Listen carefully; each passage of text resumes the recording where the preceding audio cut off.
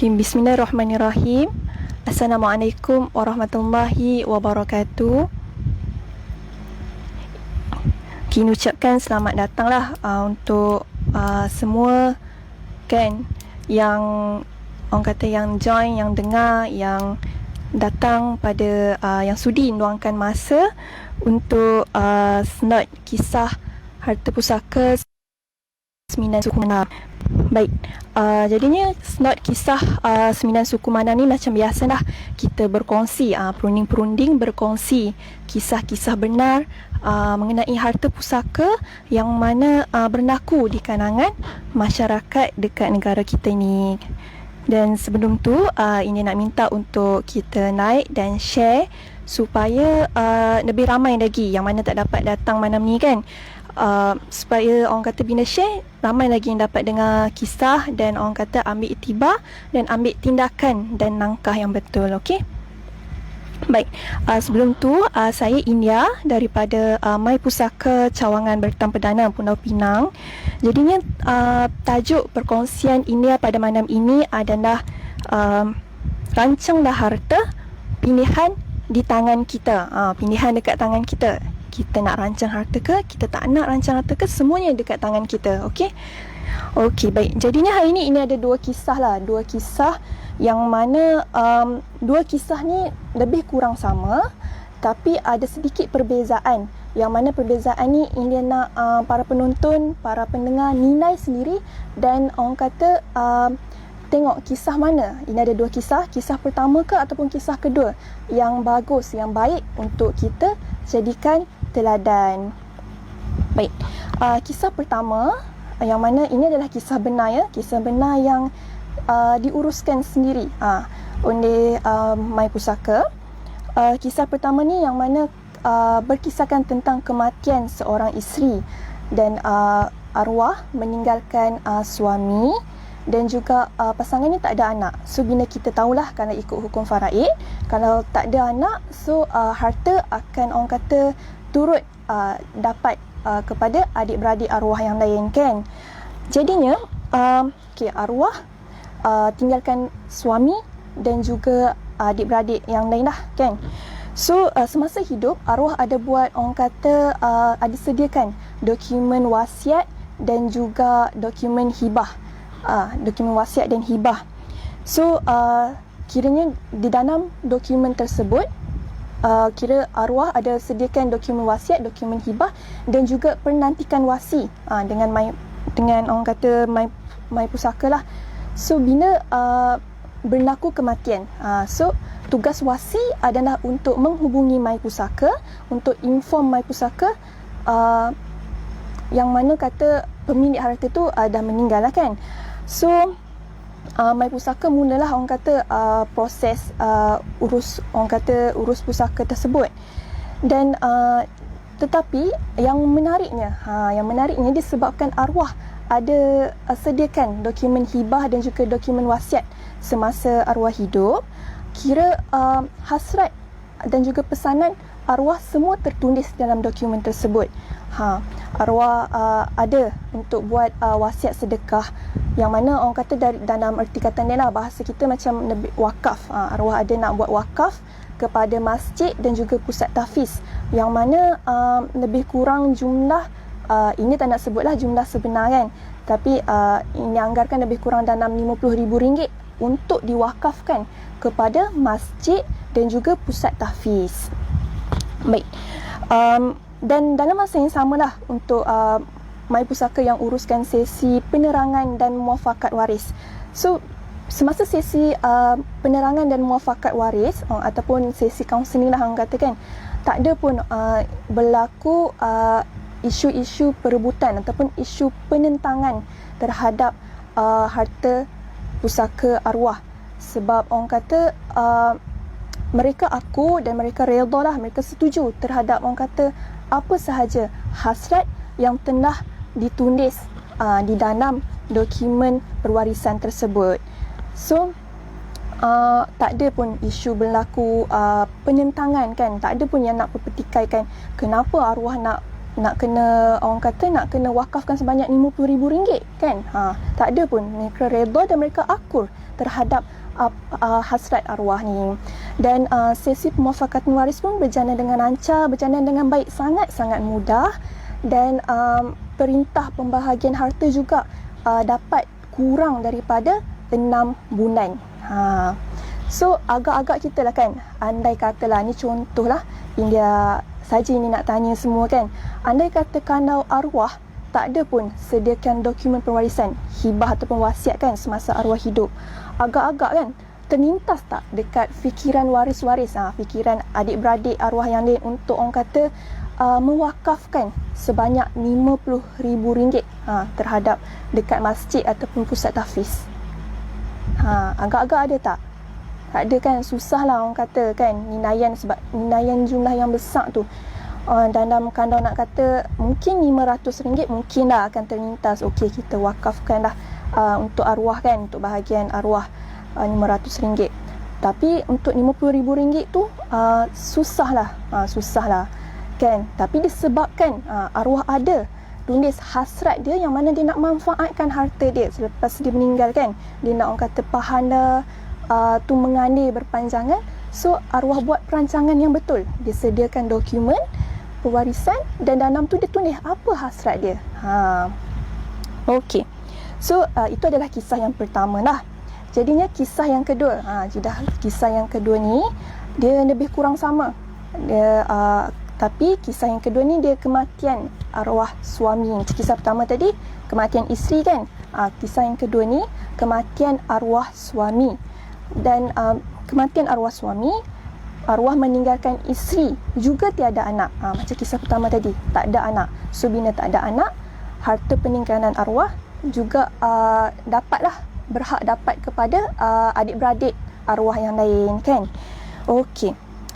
Untuk kisah yang kedua ni, arwah suami dia tak ada pun sediakan apa-apa dokumen pewarisan, dokumen hibah, dokumen wasiat, tak ada pun. Arwah suami tak ada sediakan.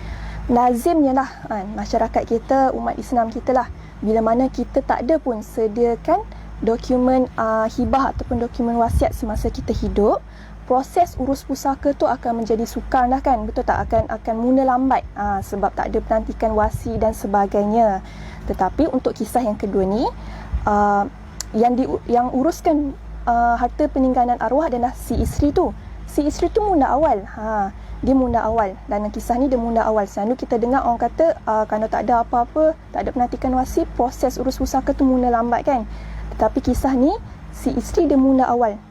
Tetapi walaupun si isteri mula awal, dia orang kata tersilap melangkah. Tersilap melangkah yang macam mana tu kan. Selama 2 tahun. 2 tahun si isteri cuba untuk uruskan harta pusaka arwah suami dia sendiri. Dia cuba uruskan sendiri selama 2 tahun. Dan dalam masa 2 tahun tu pun tidak selesai. Tak selesai pun orang kata tak selesai proses urus pusaka tu. Bahkan orang kata lebih banyak kos yang telah dikeluarkan. Pergi pejabat sana sini kan, naik turun. Sebab apa tahu? Sebab aset arwah ada rumah arwah suami dia ada dekat negeri lain lah.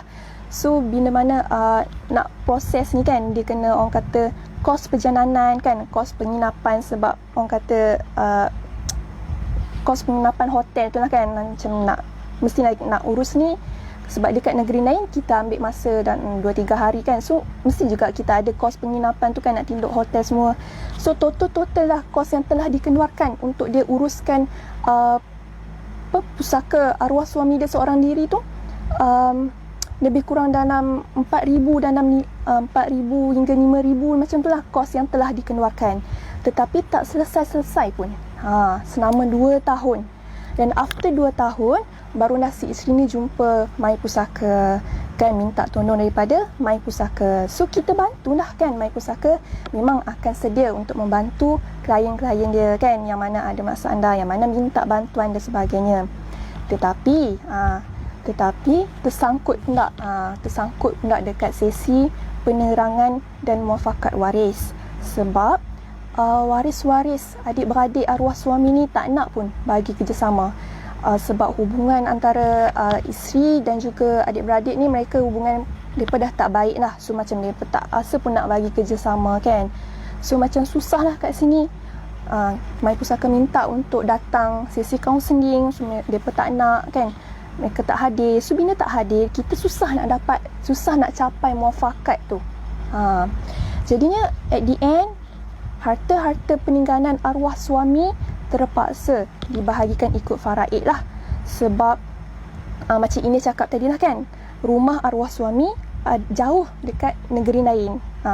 So orang kata kerana ikutkan si isteri tu, dia sebenarnya dia nak orang kata rumah tu sebab ialah sentimental value kan, orang kata dia nak ada kenangan dengan arwah suami dia kan, kenangan orang kata bina keluarga sama-sama kan. So dia nak lah rumah tu, dia nak orang kata sekurang-kurangnya ada kenangan dengan arwah suami dia.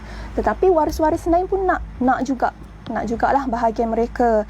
Dan dia bercakap kalau orang kata kerana nak kan, so si isteri terpaksalah tebus, yang mana bahagian isteri sebenarnya sikit je kan, 25%.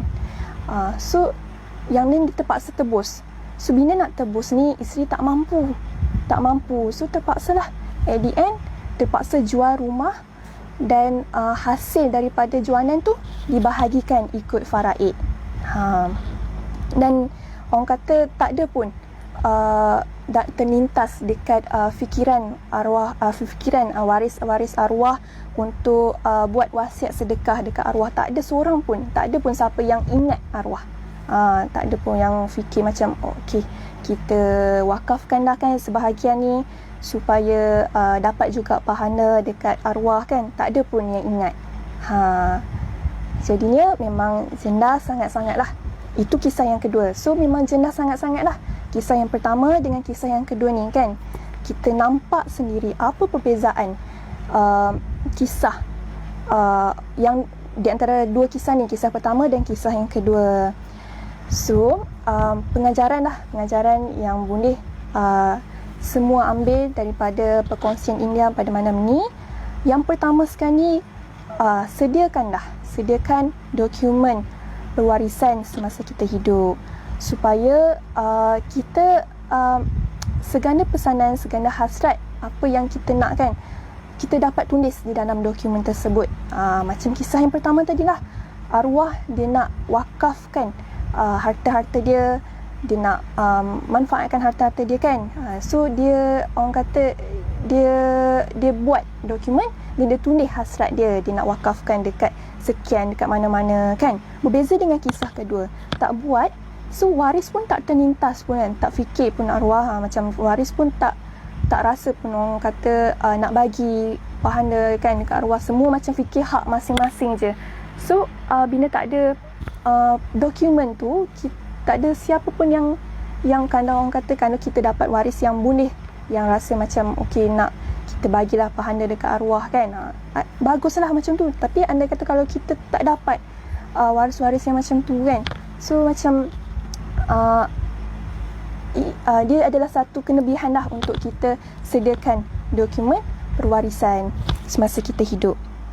Baik, pengajaran yang kedua yang ini boleh kongsi, yang mana rata-rata lah sebenarnya banyak sangat dikongsi oleh perunding-perunding lain dalam kisah 9 suku Manam ni. Memang setiap kali perunding banyak tekankan, orang kata kalau bila kita nak urus pusaka ni, kita kena jumpa orang yang pakar kan. Memang kadang-kadang kita rasa macam kita mampu untuk buat sendiri kadang-kadang kan, tapi sebenarnya tanpa kita sedar, bila dalam usaha untuk kita nak orang kata buat sendiri tu, kita sebenarnya dah habis banyak sangat, dah habiskan banyak, dah makan banyak kos, dan kira kos dah banyak habis kan, masa pun dah habis, tapi tak selesai-selesai juga. Macam kisah yang kedua tadilah. So bila kita minta tolong, macam tadi, dia lepas 2 tahun baru si isteri tu dia berjumpa dengan My Pusaka kan untuk minta tolong. So kita sebenarnya My Pusaka kita ada sediakan dah khidmat urus pusaka kan, khidmat perwarisan dan sebagainya. Jadinya itu sajalah daripada India. So kita boleh nilai sendiri yang mana yang kisah yang baik untuk kita ambil tindakan, untuk kita buat langkah yang betul. So, tuan-tuan, perempuan, bolehlah orang kata decide untuk merancang harta, sebab pilihan semua terletak dekat tangan kita. Okey, insyaAllah itu sahaja daripada India. So segala yang baik tu datang daripada Allah, dan yang kurang itu datang daripada diri India sendiri. Ini doakanlah semoga semua para penonton, para pendengar kan, dan semua kita sentiasa berada dalam lindungan Allah Subhanahu Wa Taala. Baik, terima kasih semua yang mana hadir. Jangan lupa like dan share. Itu sahaja daripada India. Sekian, Assalamualaikum warahmatullahi wabarakatuh, dan selamat malam.